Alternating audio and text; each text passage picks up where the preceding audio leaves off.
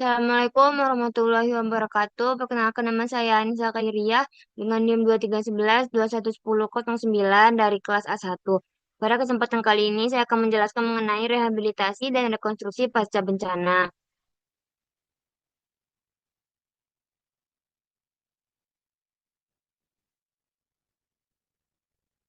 Nah, sebelumnya saya juga akan menjelaskan mengenai siklus manajemen bencana.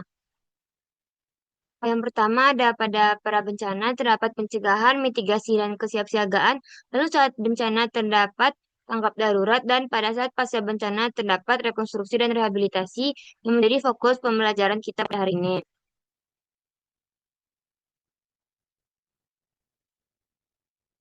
Lalu menurut Undang-Undang Nomor 24 Tahun 2007 terdapat definisi rehabilitasi dan juga rekonstruksi. Rehabilitasi sendiri yaitu perbaikan pemulihan semua aspek layanan publik atau masyarakat sampai tingkat memadai pada wilayah pasca bencana. Lalu sasaran utamanya adalah aspek kehidupan berjalan secara wajar sebagaimana sebelum terjadinya bencana.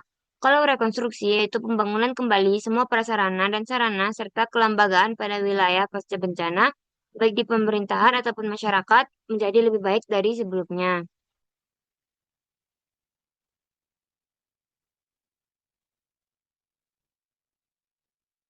Nah, selanjutnya mengenai kerangka rehabilitasi dan rekonstruksi. Eh, pada saat terjadinya bencana, tim kaji tim kaji cepat yang turun saat tanggap darurat untuk melihat dampak bencana. Lalu setelah itu, tim asesmen akan dibentuk untuk menganalisis lebih mendalam mengenai kerusakan dan kebutuhan. Lalu dilakukanlah kajian kebutuhan pasca bencana yang hasilnya akan digunakan untuk perencanaan. Setelah rencana matang, masuklah ke tahap pelaksanaan rehabilitasi dan rekonstruksi. Proses ini penting agar tidak ada aspek yang terlewat dan semua sektor terdampak bisa pulih dengan tepat sasaran.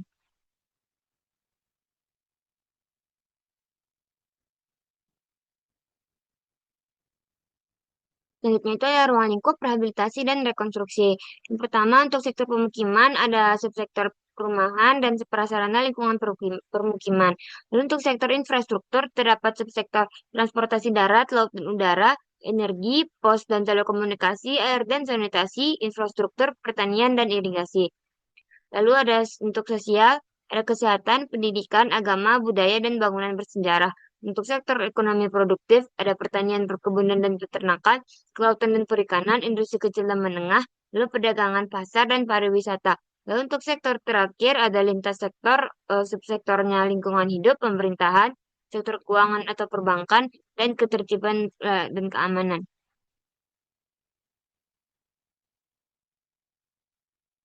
Lalu selanjutnya ada ruang lingkup kegiatan rehabilitasi dan lingkup kegiatan rekonstruksi. Untuk lingkup kegiatan rehabilitasi, yang pertama ada perbaikan lingkungan daerah bencana, lalu kedua perbaikan prasarana dan sarana umum, lalu pemberian bantuan perbaikan rumah masyarakat, kemudian pemulihan sosial psikologis, lalu pelayanan kesehatan, rekonsiliasi dan resolusi konflik, kemudian pemulihan sosial ekonomi budaya, lalu pemulihan keamanan dan ketertiban, pemulihan fungsi pemerintahan, dan terakhir pemulihan fungsi pelayanan publik.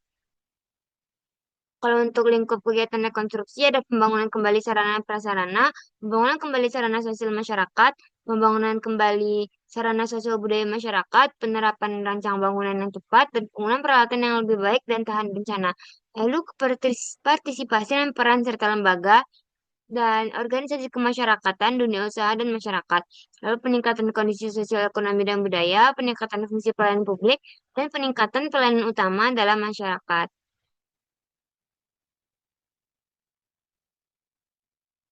Nah, materi selanjutnya itu ada koordinasi, hambatan, dan permasalahan. Rehabilitasi dan rekonstruksi ini tidak bisa dilakukan oleh satu pihak saja dan dibutuhkan koordinasi dari Dinas Pekerjaan Umum, Dinas Kesehatan, Dinas Sosial, Lingkungan Hidup, Dinas Perumahan dan Permukiman, lalu dunia usaha melalui program CSR. Namun dalam praktiknya terdapat hambatan seperti koordinasi yang kurang fleksibel, penanganan yang terkesan lamban, lalu keterbatasan anggaran terutama untuk infrastruktur. Hal inilah yang sering membuat proses pemulihan pasca bencana pun berjalan tidak maksimal.